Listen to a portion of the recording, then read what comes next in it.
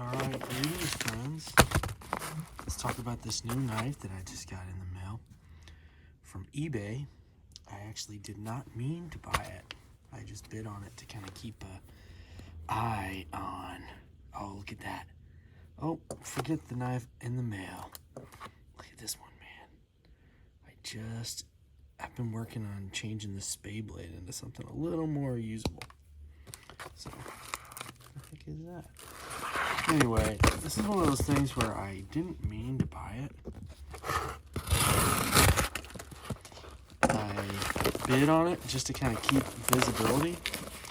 And what else is in here? Nothing.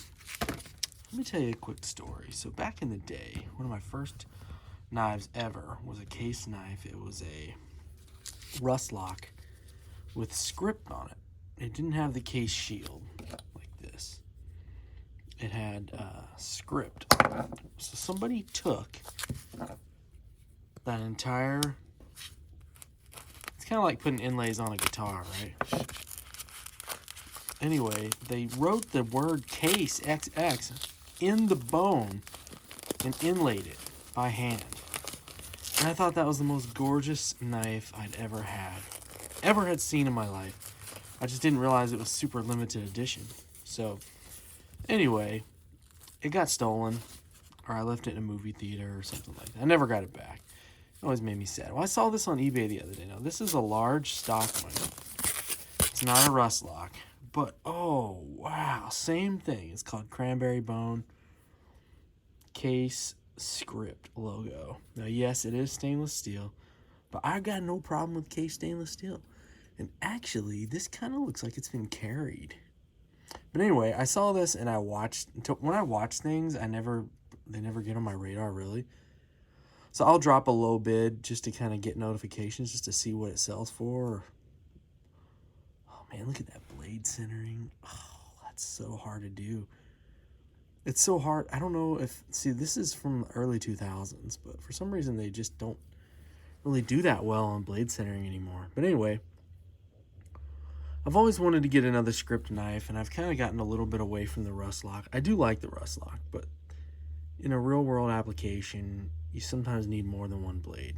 But anyway, this almost looks like a pocket worn kind of finish, like somebody carried it but didn't sharpen it or something. But these days, I'm telling you, that is not what these large stock ones are looking like. Whoever's making them at Case, they're not doing that. They're not making them perfect like that. Oh, that's got some nice... Man, I'll tell you what, this 75 pattern is so cool.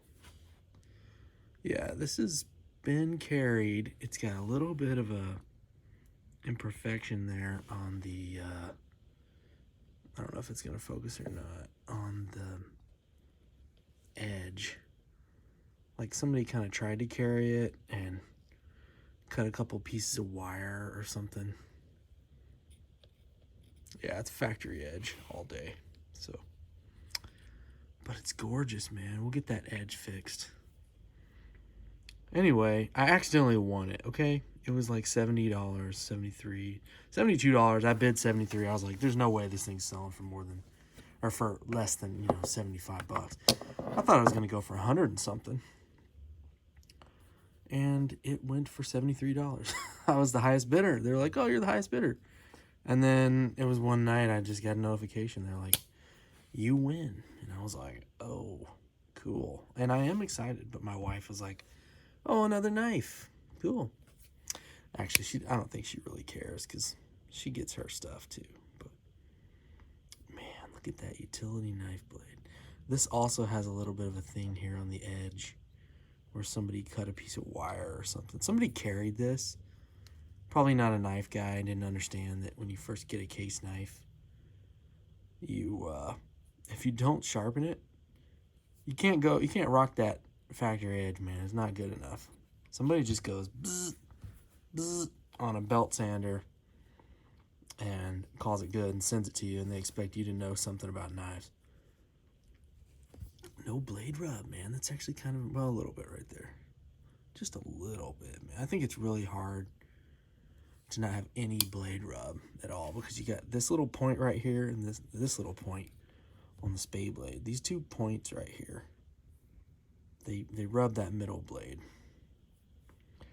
This is in really good condition, man. No wobble. This one has a couple little spots. No big deal. We'll get it back sharp. I might even do, because I've been kind of doing this mod to my spade blades where I understand what this is for. It's so that you don't poke something, but I'm very rarely cleaning a deer these days. I'm old and don't like going in the woods by myself and hauling heavy things around. Like, I just feel like something bad's gonna happen. But anyway, what I did to the spay on this trapper here is I just took a hand file and kind of just increased. There used to be a nub right here, kind of like this, right? Here's that nub.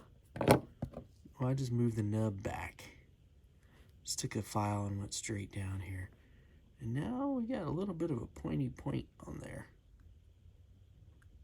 So we'll get this girl. Oh man, it's hard to beat carbon steel. Can you tell I love this knife? This knife will be in a separate video. Some things, there's a reason why I love this knife so much. But anyway, the case script, I don't think they have made a cooler. I don't think they've ever, except for the one that goes XX. That one looks kind of cool, but I don't know if they've ever made a cooler knife than this. Or shield, I guess, design, because it's not a shield, it's just an inlay. Look how pretty that is. This is cranberry bone is what they called it. But if you look at it compared to this guy, it's pretty dang similar to the regular brownish red bone. Man, I tell you what, this is actually aged really well. This is a good size comparison too, if you want to see the size difference between the 75 pattern and the regular trapper. They're pretty close to the same size. The handle's a little longer. You can't see that because it's out of frame. The handle is a little longer on the Stockman, but the knife ends up being about the same length. So if you like a full-size blade, which I do, I hate to say this, but if you ever needed it to be, this could be a weapon. It's so big and you can put your finger right here. If you ever needed it as a weapon, you could use it as that. And the trapper, I don't know, because it doesn't really have this big area right here. I'm not trying to stab nobody, y'all. I don't want to go to prison and, like, even if you're not going to prison, I don't want to, like, remember, like, killing somebody. Like, I've been in that situation before, and it's not good. It's not a good feeling. You just kind of think about the person's family and, you know, and just imagine someone bleeding out in your front door because you just shot them with a double-barrel 12-gauge. And their parents think they're out just having a good night, drinking with their boys, and they're young and stupid, and really they're bleeding out, crying for help. Well, this video took a negative turn. Anyway, I got to clean up that area right there, but yeah. Thank God I didn't actually have to pull the trigger that night.